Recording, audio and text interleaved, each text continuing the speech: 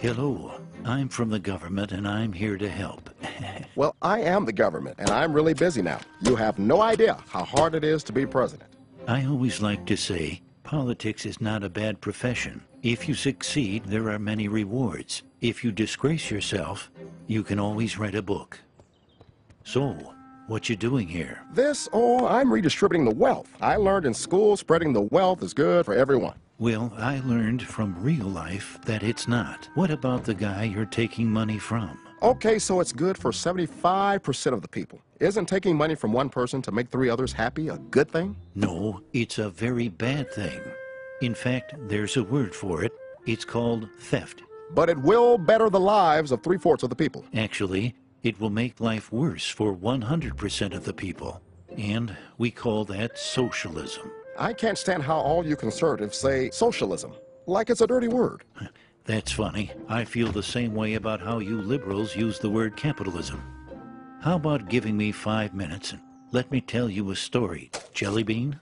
No thanks. I'm good. Well, they're mine and I'm happy to share some. That's all right, Ron. As I see it, I'm already entitled to at least half of them. That's a good one.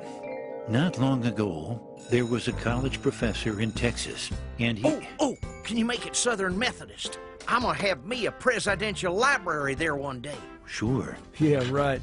When I'm president, I'm gonna have the biggest presidential library in history. Yeah, because yours is going to be the only one with an adults-only section.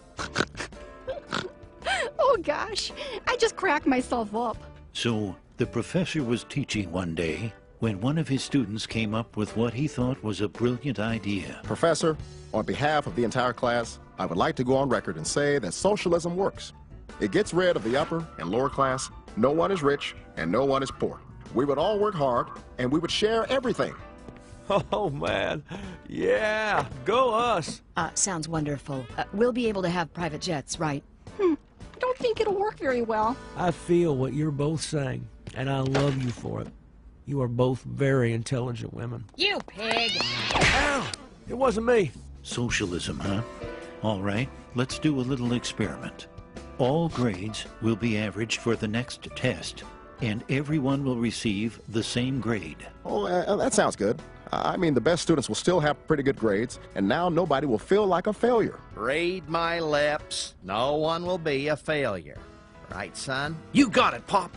This is great news. I better text my buddy Carl. Red Rover, Red Rover. No need to send those answers over. Yeah, you probably would have got caught anyway. I wish I had that on tape. So, the time came to put the experiment to the test. It didn't seem like much changed. Maybe 1 or 2 had doubts. A very good question. Very direct, and I'm not gonna answer it. Here, I smoked it, but I never inhaled. I know, you're not a criminal, right? I have inhaled and exhaled everything. Well, class, the results are in. Everyone got a B. What? All right, go us! Bill, this is all your fault. I demand a recount. Hey, this is perfect. My average just went up. No child left behind, right? What are you doing? I'm very confused. The students who had studied hard were upset, while the students who had studied very little were happy. But when the next test rolled around, the students who had studied little studied even less. And the ones who had studied hard decided, since they couldn't make an A, they wanted a free ride. So they also studied less. The second test average was a D. No one was happy. When the third test rolled around, the average grade was an F. I like the color red because it's a fire, and I always see myself as being on fire. The scores never increased as bickering, blame, name-calling all resulted in hard feelings. And no one would study for anyone else. To their great surprise, all students failed. If you think I have worked all these years to let Herb ride on my coattails, I did not cause this. This is not my fault. I can't make a B on my own. You see, class, socialism doesn't lift the bottom up. It tears everyone else down. That was a stupid idea. I could have told you that on tape. Wait, I think I did. Who came up with this idea anyway? I'll tell you who came up with it. The new kid. Ooh, let's get him. Let me be clear. Get him! Never mind. So, what did you think, Chief?